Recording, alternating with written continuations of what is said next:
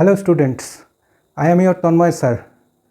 Today we are going to discuss the second chapter of Social Science of Class 9 CBSE board. The name of the chapter is Russian Revolution. But before I start discussing about Russian Revolution, let me request once again to all of you, if you like our channel, please press the bell icon and subscribe our channel. You don't need to pay any amount. It is absolutely free. Just press the bell icon. It will help us to reach more students. And if you like the videos of our channel, you can hit the like button and share the videos with all your friends. This will help them to see and learn something out of our videos. So please subscribe the channel and share the channel with your friends. Let us start today's discussion. When we are going to discuss about Russian Revolution, we should first know about socialism. What is socialism? By socialism we mean that social system where both production and the distribution are controlled by the government so that everyone gets equal rights. That is, mode of production and distribution are fully controlled by government to maintain equality. Here, when we are discussing Europe with you, Russia was known as the USSR, that is Union of Soviet Socialist Republic. Russia, or then USSR, covered a large part of Asia and Europe at that time. It covered large part of Asia as well as large part of Europe. Asian influence was more in the Asian part and European influence was more in the European part. There were two types of cultural influences in one country. But why did the revolution or rebellion happen there? A revolution or rebellion happens when the subjects or the common people protest against the king or the ruler with weapons. The most important part is with weapons. Now let us discuss about the causes of Russian Revolution. But for discussing causes of Russian Revolution, we should know five types of people: radicals, liberals, moderate, conservative and reactionary. Radicals are those who want quick changes of the social, political and economic scenario. Social, political and economic scenario of the society. Liberals are those who support changes but gradually. Moderates also want changes but they want slow but steady changes. Conservatives are those who do not like any changes to social, political or economic situations. And reactionaries are those who wants to look back or put things back where they were earlier. Now the question is, how did industrialization happened in USSR? Industrialization means when industries are gradually established one after another in a particular place, many factories are being built, many people are working, it makes more people interested in getting work. In Russia or USSR, taking advantage of this industrialization, the industrialists increased working hours and reduced wages. As a result, poverty increased and many people quit their jobs. As a result, unemployment continued to increase. That was a big problem. This unemployment increased further when product demand decreased. Housing shortage was becoming a big problem because the crowd in the towns increased so much due to industrialization that government could not pay attention. Government was unable to pay attention to such a crowd. Liberals and radicals were trying to solve the problem. They were demanding that no special privilege should be given to any class and laborers should be given their due remuneration and respect. That was their demand. In the mid 19th century, socialism began to emerge in Europe and spread throughout the world. Socialists were against private property and believed that it was the root of all problems. So that was their belief. Different socialists had different visions of the future. Robert Wayne, a leading English manufacturer, sought to build a cooperative community called New Harmony in Indiana. In France, for instance, Louis Blanc wanted the government to encourage cooperatives and replace capitalist enterprises. However, Karl Marx and Friedrich Engels in Germany were of the opinion that workers had to overthrow the rule of capitalism and the rule of private property. He was convinced that workers would triumph in their conflict with capitalists. A communist society was the natural society of the future.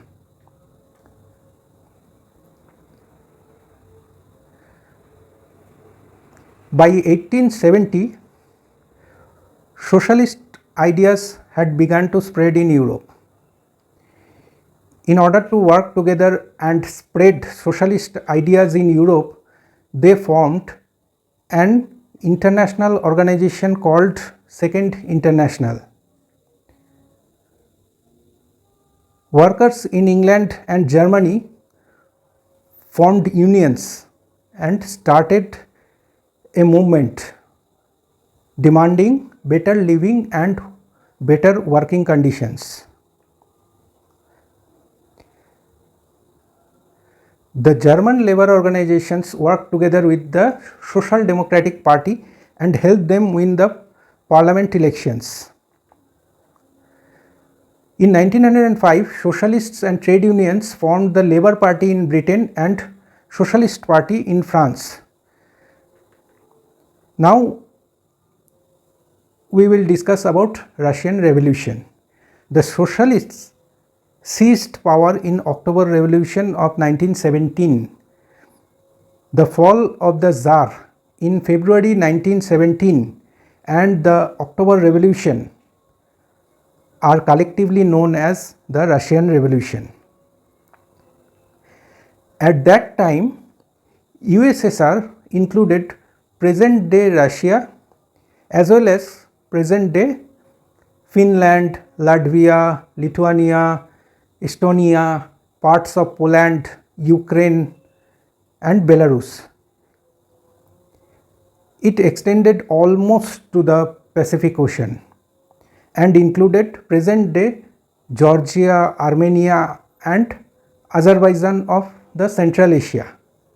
The whole was collectively known as the USSR.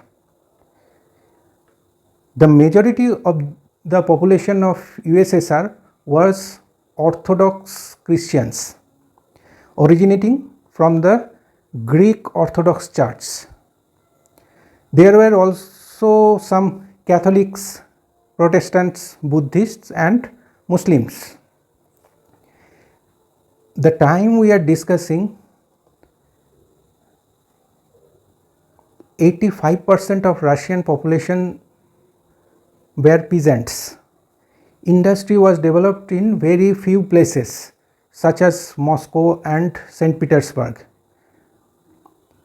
Then what happened? Then railways were extended in all parts of the USSR and foreign investment began to flow in USSR around 1890. As a result, many industrial factories were built. Many factories were built with private investment as well. The factories had to be under the supervision of the government to ensure the minimum wages and limited working hours. Now let us discuss how socialism spread so much in Russia. Tsar Nicholas II had banned all political parties up to 1914. The Russian Socialist Democratic Party was secretly founded by socialists in the year 1898. They followed the ideas of Marx. They worked mainly in the villages. In the year 1900, socialists formed the Socialist Revolutionary Party. They fought for the rights of the peasants and demanded that the land owned by the nobles should be given to the peasants. But at that time, the Social Democratic Party did not agree with the Socialist Revolutionary Party on this demand. The party broke up. It broke up into first part Bolsheviks and second part Mensheviks. Bolshevik leader Vladimir Lenin believed that the party should be open to all. It should not be limited to anybody. It should be open to all. Russia was under autocratic rule of Tsar Nicholas II. What is the meaning of autocracy? Autocracy means a state or society governed by one person with absolute power. So Tsar Nicholas II was running an autocratic rule. So Russia was under the autocratic rule of Tsar Nicholas II. Liberals had long been demanding the end of this autocracy. Now they, along with social democrats, socialist revolutionaries, peasants and workers, revolted in 1905 and demanded a constitution. The year 1904 was not very good for Russian workers. The cost of goods had increased so much that real wages of the workers declined by 20%. As a result, the membership and collection of dues in labor unions decreased significantly. Within few days, almost 1,10,000 workers went on to strike in St. Petersburg, demanding an 8-hour workday, a wage hike and improved working conditions. There were three demands: 8-hour workday, wage hike and improved working condition. When the procession led by Father Gapon reached the Winter Palace, 100 workers were killed and 300 injured by the police fire. This event is known as Bloody Sunday in the history. This event triggered the 1905 revolution. Consequences. As a result, the entire country was closed. Students walked out demanding freedom, and the university was also closed. Lawyers, doctors, engineers all took the streets demanding unions. They also demanded a parliament, that is a new assembly. Steps taken by Tsar. The Tsar dismissed the first Duma, that is the first assembly, within 75 days and formed the second Duma within next 3 months. He did not want any question to arise about his power. He was having autocratic powers. He changed the voting rules. He kept more conservatives while forming the third Duma. Liberals and revolutionaries were excluded from the Duma. After 1905, almost all committees and unions worked unofficially because their manifesto was declared, and Tsar Nicholas II imposed many restrictions on political activities. Now we are going to discuss the First World War and the Russian Empire. In 1914, Germany, Austria, Turkey, along with France, Britain, Russia, later Italy and Romania, fought a war. Russia was fighting very well at the beginning, but in the end it lost badly to Germany and Austria. About 7 million people died due to this war. As a result of this war, Russian industries suffered greatly. Not only did their own small industries suffer, but the Germans also blocked the supply of raw materials to the Russian industry through Baltic Sea. The well of people had to go to the war, which created a shortage of workers. Small industries were closed. A large amount of food grains were used to feed the army. The people of the city lacked bread and flour. By 1916, fights in bakeries had become a common sight. Now we will discuss about February Revolution in Petrograd. First, let us look at the reasons. The first reason was the dictatorship of the king, that is Tsar. In 1914, Tsar Nicholas II was on the throne of Russia. He fought many wars to expand his empire in the northern and western Europe. He fought with the money from the taxes of the common people. Second is the plight of the peasants. 85% of the people of Russia at that time were farmers, but they were paid less even though they worked longer hours. Number 3, the poor state of industry. Industrial production decreased as the able-bodied people went to fight in the war. As a result, the condition of the working class worsened. So, these are the causes and results. Number 1, the 500-year Tsarist dictatorship ended. Second is a provisional government or temporary government was formed and economic reforms began. But Russia did not retreat from the World War but continued.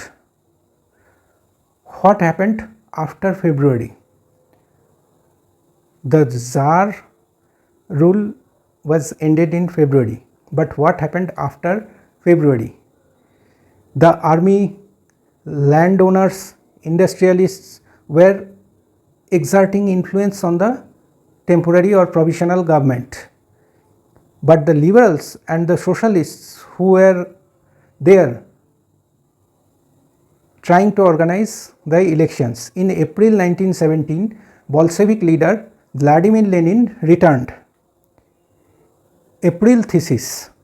Lenin said in his April thesis that the government the war should be stopped by the government and the land should be handed over to the peasants, and bank should also be nationalized. He also said that Bolshevik party to be transferred into a communist party. Bolshevik party to be transferred to communist party. The demands that the Bolsheviks had made that had become popular in July 1917 were severely suppressed.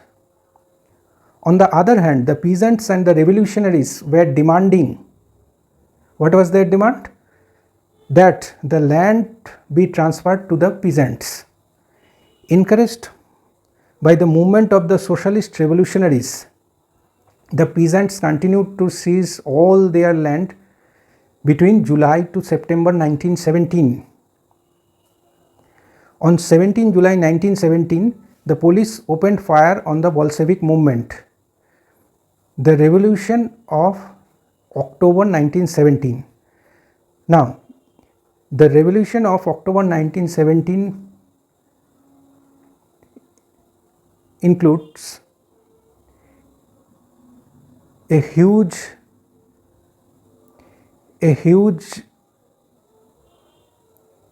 fear of Vladimir Lenin that provisional government might start a dictatorship, which led to a conflict between Bolsheviks and the provisional government.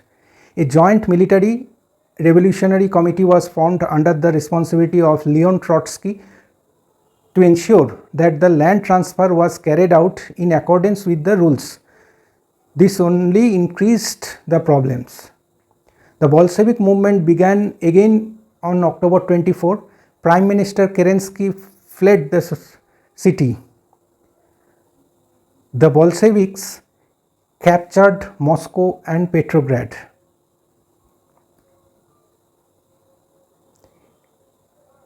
As a result, factories were closed and the Duma or the assembly was dissolved. The Tsarist regime fell and the Bolsheviks seized the power. The Military Revolutionary Committee, however, continued its work. Main cause of October Revolution. Now let us look at the main cause of the October Revolution. Economic stagnation was the main reason for the fall of Tsar Nicholas II. The provisional government also could not solve the economic crisis. The government could not supply anything from food grains to weapons of war. What changed after the October Revolution? The changes that Bolsheviks brought include: number one, banks and industry became nationalized. Number two, land was declared social property and the peasants took land from the nobles. Number three, in the cities, houses were divided according to the needs of the family. Next one is the Bolshevik party was renamed the Russian Communist Party. Number five, there was only one party in USSR. Number six, the workers' trade unions remained under the party's control.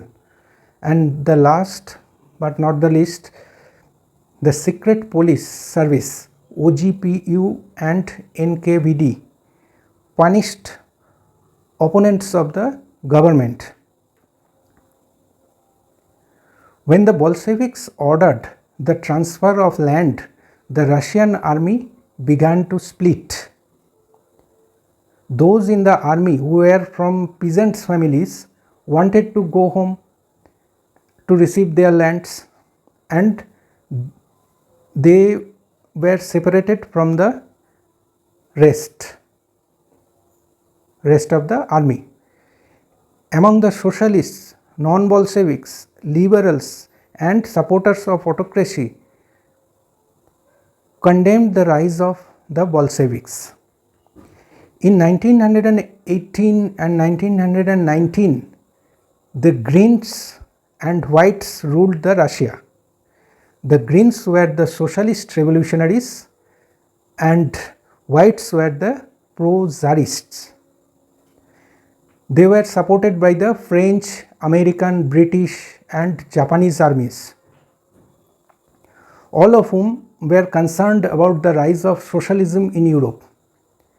When all of them participated in the civil war with the Bolsheviks, looting, robbery and massacres became daily occurrences.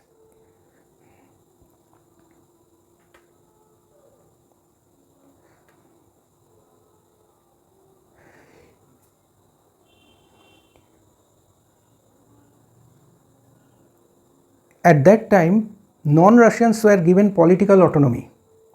The Russian Empire became Bolshevik state in December 1922. The Bolsheviks forced the local governments, they actually forced the local governments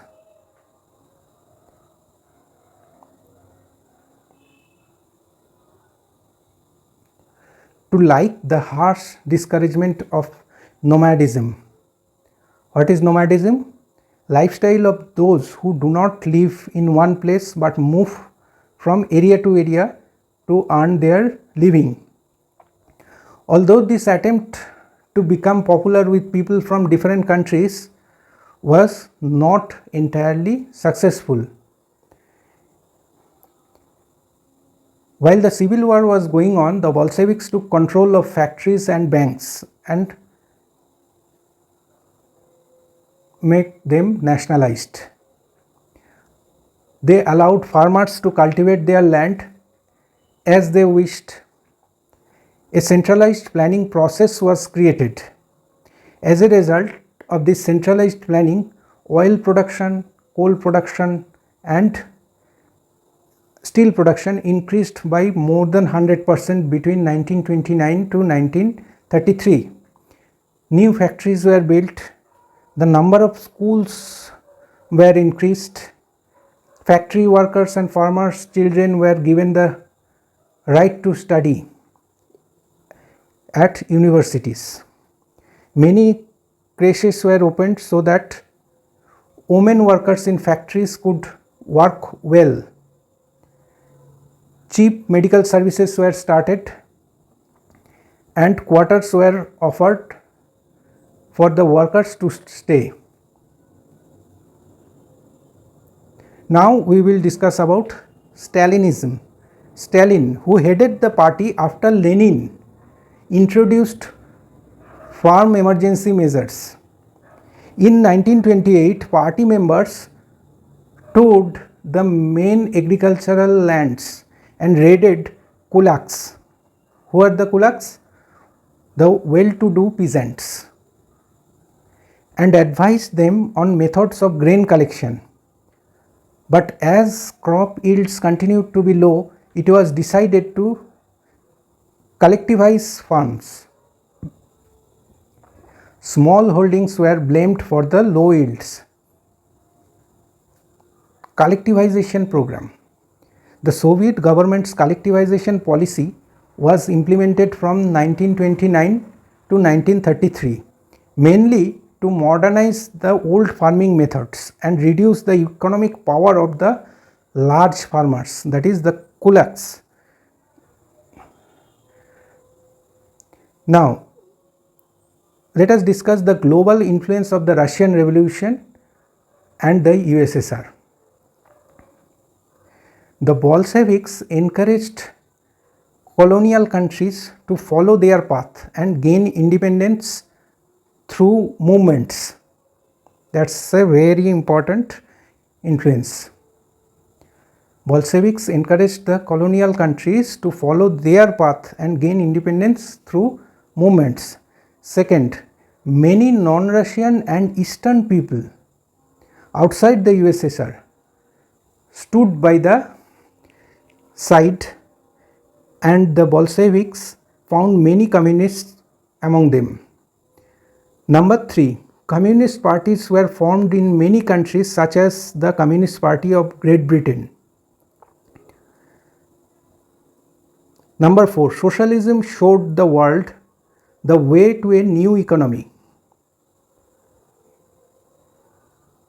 Number 5, during World War II, the influence of the USSR's socialism spread throughout the world. The next one, people around the world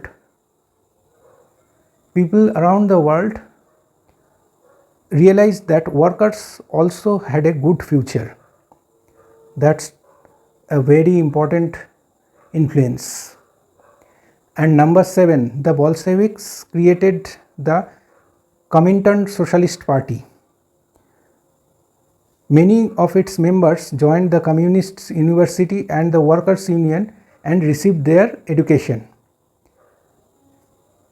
Now, if we conclude the entire episode of Russian Revolution, by 1950, it was understood that the USSR government had moved away from the ideology of Russian Revolution.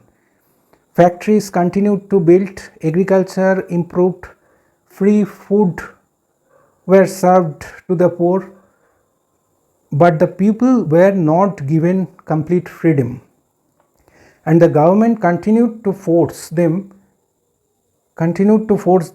to comply with whatever they considered to be correct. So this is all about Russian Revolution. I hope